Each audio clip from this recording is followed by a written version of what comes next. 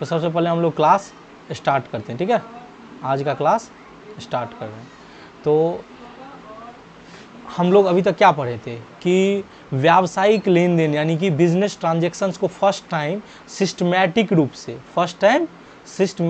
से जिस बुक में रखते हैं, ठीक है, उसे बुक्स ऑफ ओरिजिनल एंट्री कहा जाता है। क्या कहा जाता है?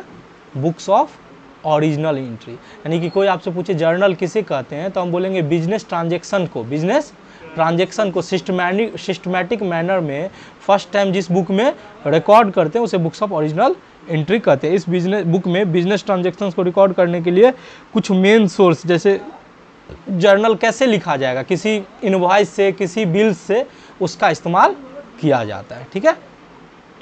उसके बाद हम लोग सीखे थे कि उसके एग्जांपल्स, बिजनेस ट्रांजैक्शंस के एग्जांपल क्या होते हैं, जैसे स्टार्टेड बिजनेस विद कैश, किसी को सैलरी पे किए, ठीक है। तो मतलब इसमें हर एक बिजनेस ट्रांजैक्शंस के दो पहलू होते हैं। कितने पहलू होते हैं?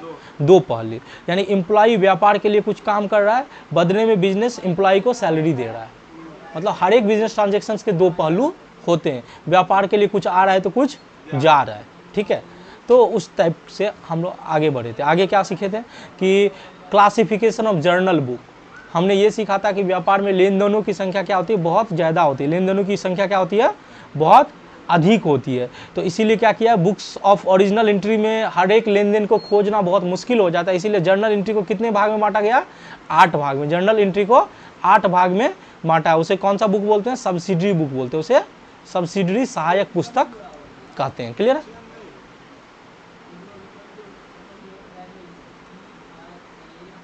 दिख नहीं रहा था तुम लोग को? हाँ, तो समझ गए कि हम लोग बहुत सारे जर्नल्स होते थे, इसीलिए जर्नल को क्या किया गया? 8 भाग में बांटा गया है। और प्रत्येक भाग को हम सब्सिडरी बुक बोलते हैं। प्रत्येक भाग को क्या बोलते हैं? Subsidiary book. तो सब्सिडरी बुक में क्या होता है? कैश बुक, जिसमें कैश और बैंक से संबंधित लेन देन को लिखे जाते हैं। परचेज बुक, जिसमें केवल उधार परचेज, क्रेडिट परचेज से संबंधित लेन देन को लिखे जाते हैं। फिर बात करते हैं सेल्स बुक। क्या बात करते हैं? सेल्स बुक में, जिसमें क्रेडिट सेल्स से रिलेटेड ट्रांजैक्शंस को रिकॉर्ड किया जाता है। फिर बोले परचेज रिटर्न बुक, जो क्रेडिट परचेज रिटर्न से संबंधित ट्रांजैक्शंस को रिकॉर्ड किया जाता है। उसके बाद करते हैं sales return book. Sales return book में केवल सेल्स, जो उधार सेल्स है, उससे रिलेटेड ट्रांजैक्शंस को रिकॉर्ड किया जाता है, ठीक है। चलो, फिर बिल्स रिसीवेबल बुक। इसमें क्या होता है? सारे बीआर से संबंधित ट्रांजैक्शंस को रिकॉर्ड होता है। Bills payable book, bills payable से संबंधित सारे ट्रांजैक्शन इसमें रिकॉर्ड होते हैं। जर्नल प्रॉपर बुक, जो लेन देन ऊपर के 7 सब्सिडी बुक में रजिस्टर नहीं होते हैं, उन्हें जर्नल प्रॉपर में दिखाया जाता है। यानी जो लेन देन ऊपर के किसी भी सब्सिडी में रिकॉर्ड नहीं होता है, उसे जर्नल प्रॉपर में रिकॉर्ड किया जाता है, ठीक है। उसके बाद हम लोग पढ़े थे सेकेंड क्लास में कि जर्नल जो होता है वो उसको प्राइमरी या मेन बुक बोला जाता है। जर्नल को क्या बोला जाता है? प्राइमरी या मेन बुक, यानी प्राथमिक या मूल पुस्तक। ये एक रजिस्टर है जिसमें सारे व्यावसायिक लेन देन को क्या किया जाता है? डेट वाइज रिकॉर्ड किया जाता है। क्या किया जाता है? ये एक रजिस्टर है जिसमें व्यावसायिक लेन देन को डेट वाइज रिकॉर्ड किया जाता है। जर्नल शब्द की उत्पत्ति कहाँ से हुई? जूर से हुआ, जो कि फ्रेंच वर्ड है। जूर क्या है? एक फ्रेंच वर्ड, ठीक है। इसे हम जर्नल को हमेशा डे बुक भी माना जाता है। जर्नल को क्या बोला जाता है?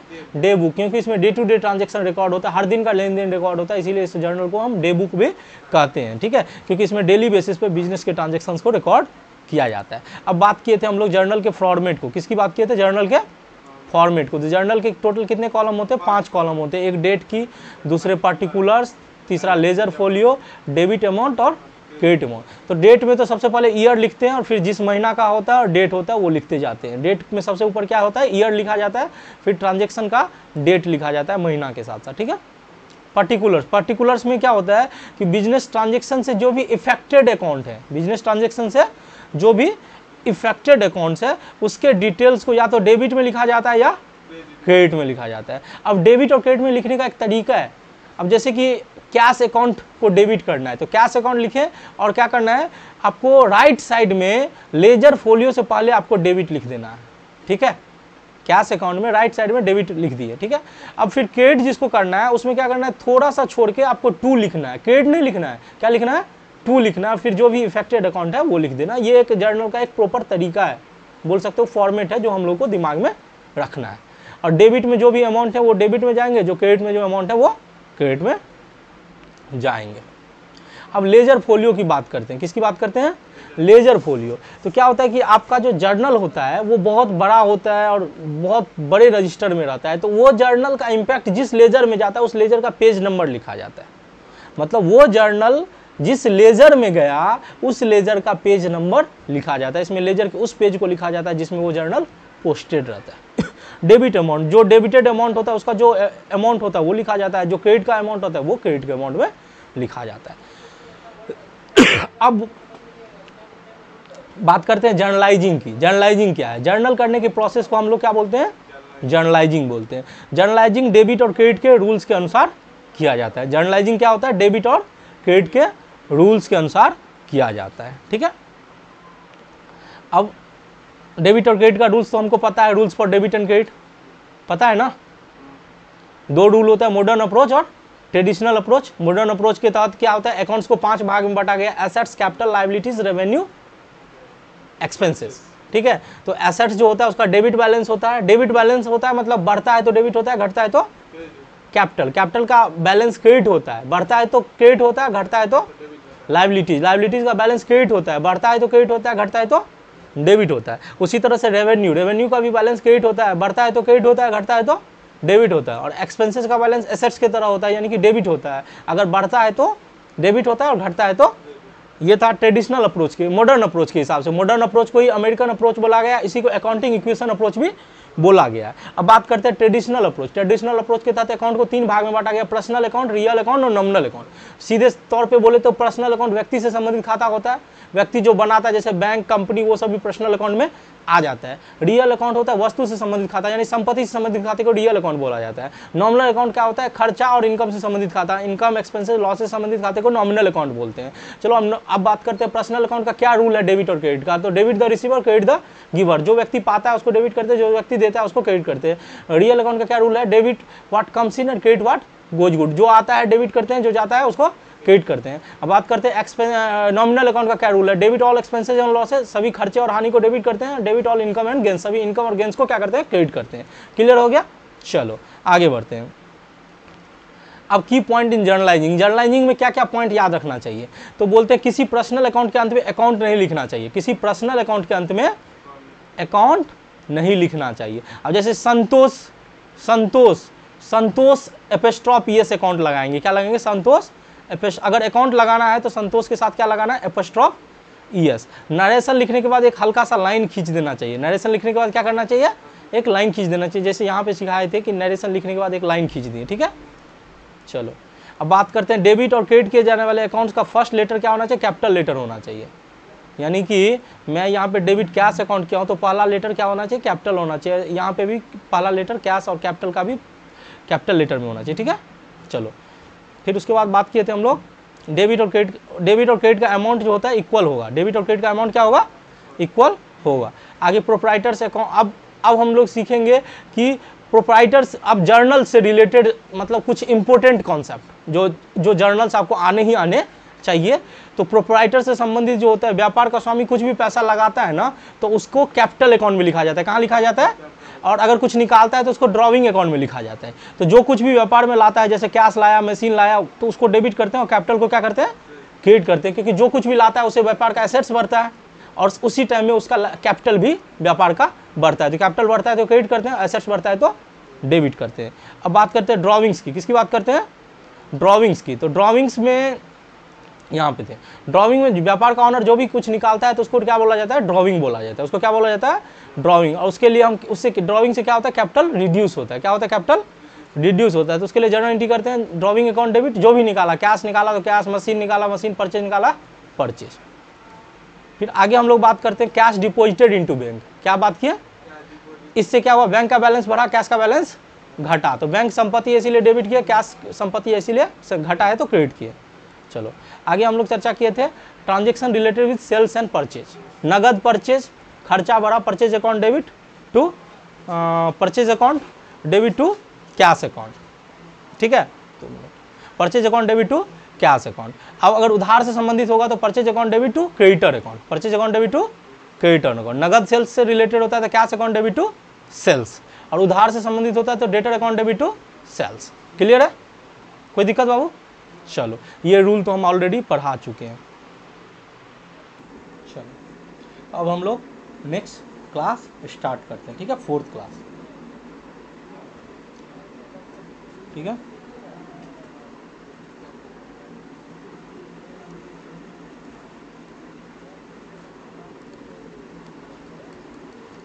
जर्नल के 4th क्लास, ठीक है। तो इसमें हम लोग कुछ इंपॉर्टेंट पॉइंट डिस्कस करने वाले थे कि परचेज से संबंधित तो लिख दिए थे, अब 4th लिखना है, ठीक है। अब अगर हम परचेज करते हैं कोई प्रॉपर्टी, कोई एसेट्स, कोई मशीन, ठीक है, और परचेज ऑफ कोई प्रॉपर्टी खरीद रहे हैं, ठीक है, कोई एसेट खरीद रहे हैं या कोई मशीन खरीद रहे हैं, ठीक है।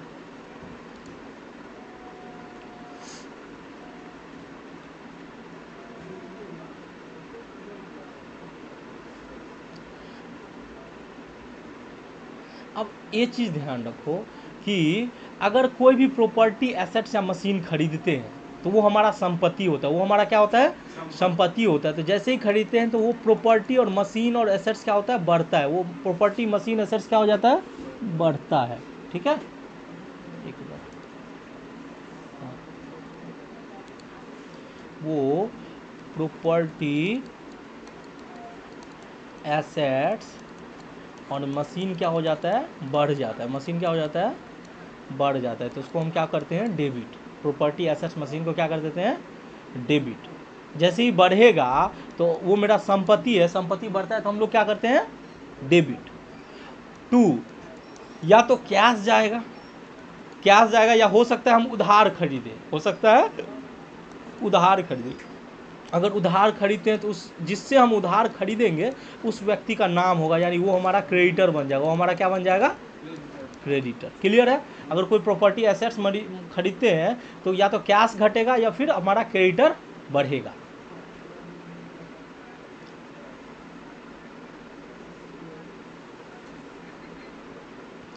कभी कभी क्या होता है ना, मशीन ना, अब मशीन को हम लोग कभी कभी क्या करते हैं, उस मशीन को रिपेयर करते हैं, क्या करते हैं, रिपेयर करते हैं, रिपेयर और रिनोवेशन करते हैं कोई मशीन का, जिससे कि उसका वैल्यू बढ़ जाता है, ठीक है। रिपेयर करते हैं और रिनोवेशन करते हैं, क्या करते हैं, रिपेयर करते हैं, रिनोवेशन करते हैं of machine which increase the value.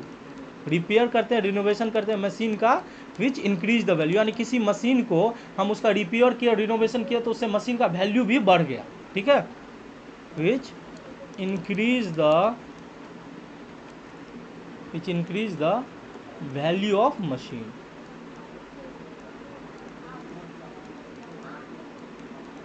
ठीक है।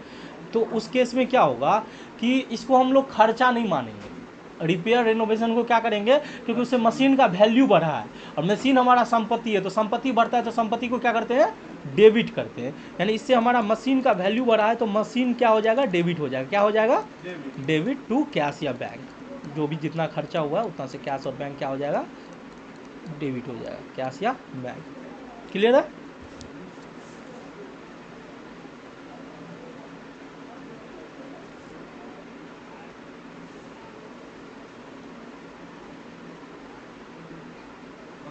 हो गया। चलो अब बात करते हैं, 4th पॉइंट था ना, 5th। अब हम लोग 6 पॉइंट की बात करते हैं। किसकी बात करते हैं, 6 की। तो एंट्री रिलेटेड टू एक्सपेंसेस, किसकी बात करता हूँ, एंट्री रिलेटेड टू एक्सपेंसेस, यानी कि खर्चे से संबंधित। एक्सपेंसेस को इंग्लिश हिंदी में क्या बोलते हैं, हाँ, व्यय या हानि, व्यय या हानि से संबंधित लेन देन, ठीक है। अब उसके लिए क्या करेंगे, अगर मान के चलो जस्ट एग्जांपल दो, अगर एग्जांपल के थ्रू हम लोग अगर समझना चाहे तो एक एग्जांपल देता हूँ, जैसे कि पेड सैलरी, सैलरी पेड, क्या बोलता हूँ, salary paid to Mohan, salary paid to Mohan. ये बड़ा कन्फ्यूजन है। अब अगर हम इसलिए नहीं कभी भी ट्रेडिशनल अप्रोच के तहत जाते हैं, क्योंकि मैं मानता हूँ कि ट्रेडिशनल अप्रोच के तहत सारे जर्नल्स नहीं बनाए जा सकते। ट्रेडिशनल अप्रोच क्या होता है, पाने वाले को डेबिट करो, पाने वाले को, उसके हिसाब से तो मोहन को सैलरी दिए है तो मोहन को डेबिट कर देना चाहिए, लेकिन वो गलत हो जाएगा, क्योंकि लेकिन हमारा वो मॉडर्न अप्रोच क्या बोलता है कि खर्चा को डेबिट करो और एसेट्स घटता है तो क्रेडिट करो। तो सैलरी क्या है, व्यापार के लिए खर्चा है, सैलरी क्या है, व्यापार के लिए खर्चा है, इसीलिए सैलरी को हम डेबिट करेंगे। सैलरी को क्या करेंगे, सैलरी अकाउंट डेबिट हो जाएगा। और सैलरी देने से हमारा कैश घट रहा है, सैलरी हम देने से हमारा क्या हो रहा है, कैश घट रहा है, तो टू कैश अकाउंट, सैलरी से हमारा कैश घट गया, salary account debit to cash. समझने में कोई दिक्कत? सैलरी हमारा खर्चा है, खर्चा बढ़ता है तो डेबिट करते हैं, है कि नहीं है? चलो, नहीं। अगर मान के चलो दूसरा केस होता है कि सैलरी ड्यू है, सैलरी क्या है, ड्यू है, आउटस्टैंडिंग सैलरी है, क्या है, सैलरी आउटस्टैंडिंग है। अगर मैं ये बोलूँ कि सैलरी आउटस्टैंडिंग है, आउटस्टैंडिंग का मतलब क्या होता है, उधार, मतलब अभी तक चुकाए नहीं है, सैलरी आउटस्टैंडिंग है, मतलब आदत इसको बोला जाता है, क्या बोला जाता है, आदत, सैलरी को बोला जाता है आदत वेतन, आदत वेतन। अब इसके लिए क्या जनरेट होगा, एक तो पहली बात आउटस्टैंडिंग भी है, खर्चा तो हो गया हमारा, तो खर्चा हो गया तो सैलरी तो डेबिट हो जाएगा, सैलरी क्या हो जाएगा, डेबिट हो जाएगा। टू, और इससे हमारा लायबिलिटीज बढ़ेगा, मतलब जितना आदत है वो हमारे लिए क्या होगा, लायबिलिटीज होगा, तो उसके लिए हम लोग यूज करेंगे आउटस्टैंडिंग सैलरी। तो सेम चीज़, सैलरी के बदले में किराया लगा दो, कोई भी खर्चा ले लो, salary account debit to outstanding salary account.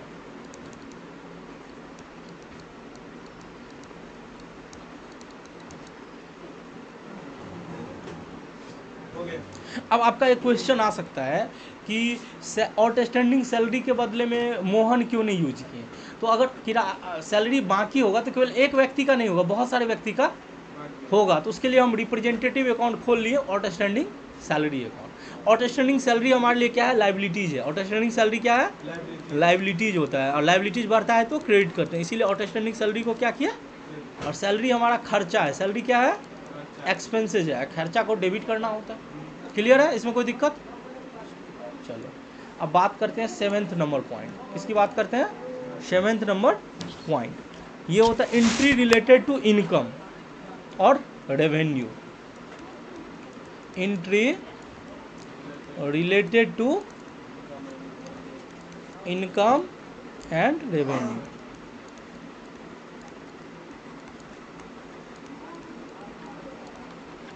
Entry related to income and revenue, ठीक है।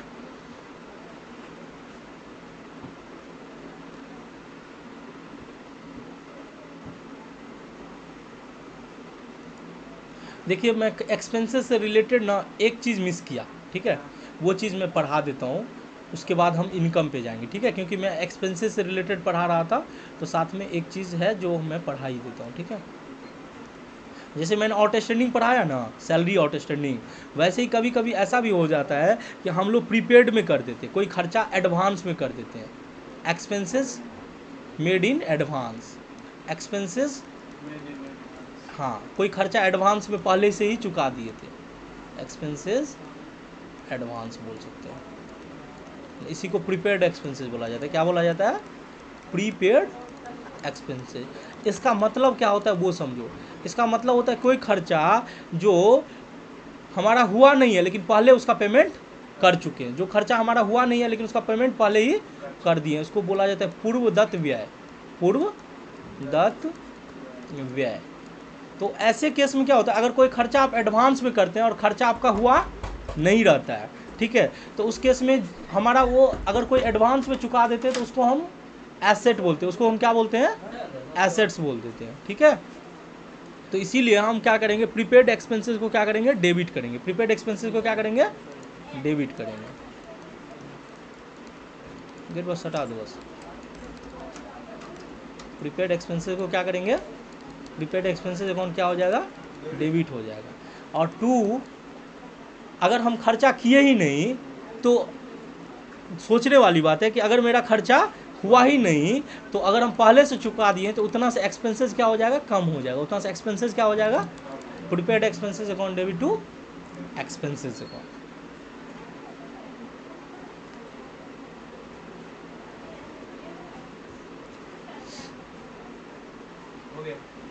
लिख लिया, चलो अब बात करते हैं entry related to income, entry related to income और रेवेन्यू। ठीक है, तो एंट्री रिलेटेड टू इनकम और रेवेन्यू, तो सबसे पहला तो नॉर्मल जो होता है इनकम रिसीव किए कैश में, कोई इनकम रिसीव किए कैश में।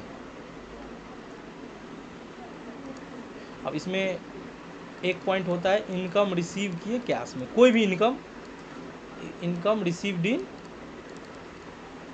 कैश, तो क्या होगा, अब मान के चलो इंटरेस्ट ही रिसीव किए कैश में, तो cash account debit to interest हो जाएगा। इनकम हमेशा क्या होता है, क्रेडिट होता है, इनकम हमेशा क्या होता है, क्रेडिट होता है। तो कैश में रिसीव किए तो कैश तो हमारा बढ़ा, कैश क्या हुआ, बढ़ा, तो कैश अकाउंट क्या हो जाएगा, एसेट्स है, कैश अकाउंट एसेट्स है, तो वो क्या हो जाएगा, डेबिट हो जाएगा, क्या हो जाएगा। और इनकम हमारा, इनकम अगर बढ़ता है तो वो क्या हो जाता है, क्रेडिट हो जाता है। तो cash account debit to income, clear हो गया। चलो अब कभी कभी ऐसा होता है कि इनकम तो अर्न कर लिए, इनकम तो अर्न कर लिए but not receive, income earn but not receive, मतलब पैसा कमा लिए, पैसा कमा लिए लेकिन रिसीव नहीं किए, बट नॉट रिसीव।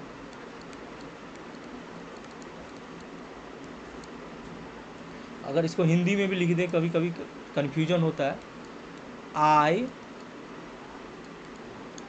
कमा लिए, इनकम को आय बोला जाता है, कमा लिए बट रिसीव नहीं किए, मतलब अभी तक पैसा आया नहीं है, ट्यूशन पढ़ा दिए लेकिन ट्यूशन फी अभी तक मिला नहीं है, बट रिसीव नहीं किए। अब उस केस में क्या होगा, इनकम कमा लिए लेकिन रिसीव नहीं किए। तो सोचो अगर हम ट्यूशन कम पढ़ा दिए और ट्यूशन फी रिसीव नहीं किए, तो जिसको हम पढ़ाए वो हमारे लिए एसेट्स है कि नहीं है, तो उसको हम क्या करेंगे, डेबिट करेंगे, वो हमारा एसेट्स होगा, और एसेट्स हमेशा क्या होता है, डेबिट होता है। तो उस एसेट्स का नाम है एक्रूड इनकम, क्या बोलते हैं, अक्रूड इनकम।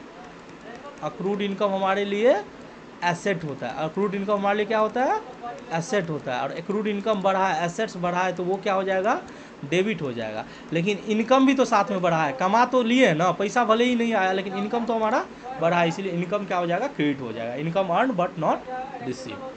क्लियर है। चलो अब हम लोग बात करेंगे थर्ड पॉइंट,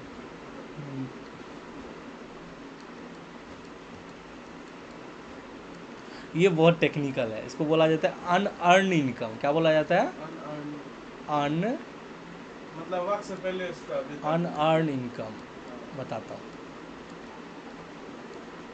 इसी को अनअक्रूड इनकम बोला जाता है। क्या बोला जाता है, अनअक्रूड इनकम। इसको हम लोग बोलेंगे कि इनकम जो है वो कमाए नहीं है, इनकम अर्न नहीं हुआ है बट रिसीव हो गया है, इनकम अर्नड नहीं हुआ है, नहीं हुआ है बट रिसीव्ड हो गया है। क्या हो गया है, रिसीव्ड हो गया है। जैसे कि tuition fee received in advance, example देके समझ लो, ट्यूशन फीस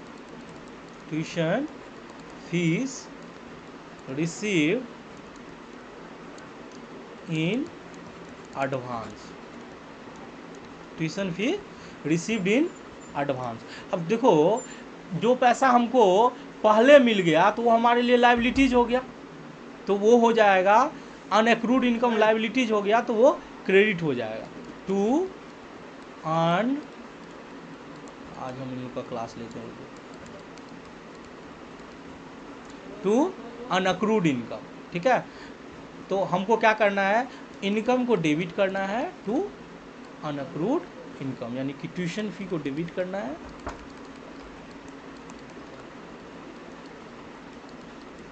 टू अनअक्रूड इनकम।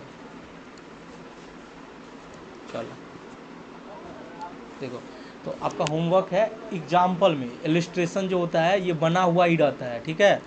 तो ये आपको 1, 2 और 2 का ए ये कर लेना है। कोई दिक्कत होगा तो आप हमसे पूछ सकते हैं, वैसे इसका एग्जाम्पल रहता है लेकिन एग्जाम्पल आपको आंसर देखना नहीं है, आपको खुद बना के मैच करना है आंसर। अगर मैच कर रहा है तो अच्छी बात है, नहीं मैच करना है तो नहीं कर रहा है तो समझना है, और समझने में कोई कठिनाई आए तो आप मेरे पास 1 का क्वेरी ABCD है ये। इलिस्ट्रेशन 1, 2 और 2A ऐसे लिखा हुआ है। और प्रैक्टिकल क्वेश्चन जो आपको स्टार्ट होता है, जो एक्सरसाइज स्टार्ट होता है उसका 1 का A, 1 का B, 1 का C, 1 का D, ठीक है। ये नोट कर लो, ये आपका होमवर्क हुआ जो करके लाना है, ठीक है। आगे हम लोग नेक्स्ट क्लास में डिस्कस करने वाला है। Thank you so much for the classes.